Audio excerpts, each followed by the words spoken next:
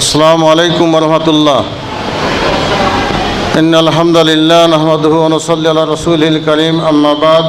ক্বালা আল্লাহু তাআলা ফী কালামিহিল মাজিদ, ফাউযু বিল্লাহি মিনাশ শাইতানির রাজীম, ওয়া আতাসিমু বিহাবলিল্লাহি জামিআন ওয়া লা তাফাররাকু।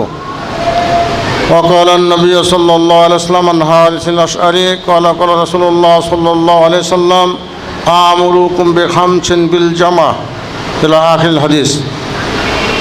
সম্মানিত সভাপতি, উপস্থিত বাংলাদেশ আহলাদিস ছাত্র সমাজ কর্তৃক আয়োজিত আজকের এই কর্মী সম্মেলনের প্রধান অতিথি বাংলাদেশ আহলাদিস জামাতের মহতারাম আমিরে জামাত শেখ আব্দুস সামাদ সালাফি, সম্মানিত বিশেষ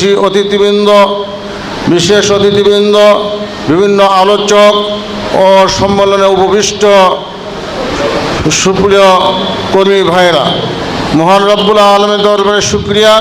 আজকে এখনও পরিবেশে বাংলাদেশ আহলাদিস জামাতের সহযোগী সংগঠন বাংলাদেশ আহলাদিস ছাত্র সমাজ কর্তৃক এই কর্মী সম্মেলনে আমরা উপস্থিত হতে পেরেছি, এজন্য আল্লাহর শুকরিয়া জ্ঞাপন করি। সবাই বলি আলহামদুলিল্লাহ।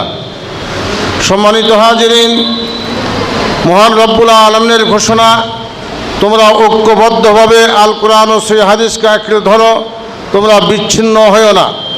বাংলাদেশ আহলাদিস জামাত তাই এ দেশের ছাত্র যুব সমাজের জন্য একটি যুব প্ল্যাটফর্ম তৈরি করেছে। যেহেতু এ দেশে এমন কোনো মানুষ নাই, এদেশ কেন বিশ্বে কেউ না কেউ কোনো না কোনো মেরুতে, ভালোতে হোক আর খারাপ হোক, আর তাদের মন গড়া হোক আর কোরআন সুন্নাহর আলোকে হোক, কিংবা তাদের পূজনীয় ব্যক্তির মতাদর্শ অনুযায়ী হোক, যেভাবেই হোক না কেন, বিভিন্ন দল, তরিকা, সংগঠন, অ্যাসোসিয়েশন, জামাত এই জমিনে আছে। এমনকি এদেশে আপনি যান, রিক্সাওয়ালারও একটা সমিতি আছে, ওই যে ঠেলাগাড়ি চালায় ওদের একটা সমিতি আছে, ওই এবং বাস মালিকদের একটা সমিতি আছে, শ্রমিকদের একটা সমিতি আছে, রাজনৈতিক দল অহরহ রয়েছে, অনেকগুলো রয়েছে, এমনকি চোরটা বদমাইশ ওদেরও একটা সংগঠন, অ্যাসোসিয়েশন রয়েছে। আর এই জমিনের সর্বোৎকৃষ্ট জাতি কোরআন ও সুন্নাহর অনুসারী আহলাদিস জামাতের ছাত্র যুব সমাজদের জন্য কোনো অ্যাসোসিয়েশন থাকবে না, কোনো জামাত থাকবে না, সমিতি থাকবে না, এটা হতে পারে না। কি বলেন, ঠিক নেবে? ঠিক। এজন্যই বাংলাদেশ আহলাদিস জামাত এই ছাত্র সমাজের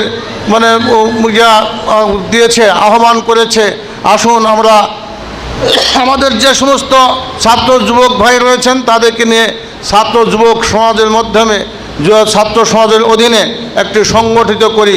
কারণ আল্লাহর হাবিব মহানবী মুহাম্মদুর রাসূলুল্লাহ সাল্লাল্লাহু আলাইহি ওয়াসাল্লাম বলেছেন, আমি তোমাদেরকে 5টি কাজে নির্দেশ দিচ্ছি বিল জামাতে।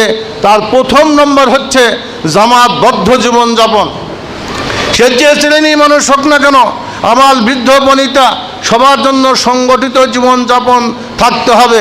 এজন্যই আল্লাহ হাবিব বললেন বিল জামা, এবং তারপরে ওয়াত্তাতে জামাতের যিনি আমির বা সভাপতি থাকবে তার আনুগত্য করতে হবে, অসামে তার কথা শ্রবণ করতে হবে, অল হিজরাতে আমাদের আদত আমল চাল চলনে অনেক ত্রুটি বিচ্যুতি আছে যেগুলি কোরআন ও সুন্নাহর সাথে মিল নেই।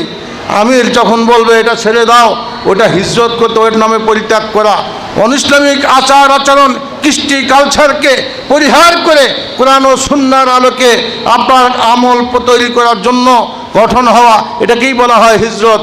স্থানের হিজরত, কালের হিজরত, আদতের হিজরত বিভিন্ন দিক দিয়ে আছে। এরপর অল জিহাদ ফি সাবিলিল্লাহ, 5ম নম্বর হচ্ছে আল্লাহ রাস্তায় জিহাদ করা। জিহাদ মানে সর্বাত্মক প্রচেষ্টা করা। এই যে আপনারা এখানে এসেছেন, এটাও এক প্রকারের জিহাদ। এজন্য আসুন বাংলার জমিনে সর্বোৎকৃষ্ট জাতি জান্নাত ফেরকায়ে নাজিয়া কোরআন ও সুন্নাহ অনুসারী জামাত আহলাদিস জামাতের অধীনে, আর যারা ছাত্র যুবক রয়েছেন আহলাদিস ছাত্র সমাজে যোগ দিন, মা বোনদেরকে আহলাদিস মহিলা সমাজে সংগঠিত করুন। অনুরূপভাবে এদেশের আহলাদিস ওলামা সহি আকিদার ওলামাদেরকে ওলামাদের নিয়ে সংগঠিত করুন। এভাবে আমরা পরিপূর্ণ সংগঠন বাংলাদেশ আহলে জামাত, এমনকি ছোট শিশু কিশোরদের জন্য যেন আমরা সংগঠন উপহার দিতে পারি, এ প্রচেষ্টা চলছে। এ ব্যাপারে আপনাদের সবারই উৎসাহ, উদ্দীপনা এবং বুক ভরা জজবা এটা নিয়ে এগিয়ে আসতে হবে।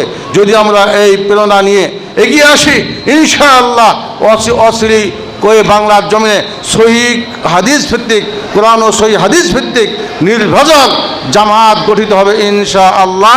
মানুষ একটু হৃদয়ের, আমলের, ইমানের খোরাক খুঁজে পাবে। এ লক্ষ্যে আমাদের প্রচেষ্টা।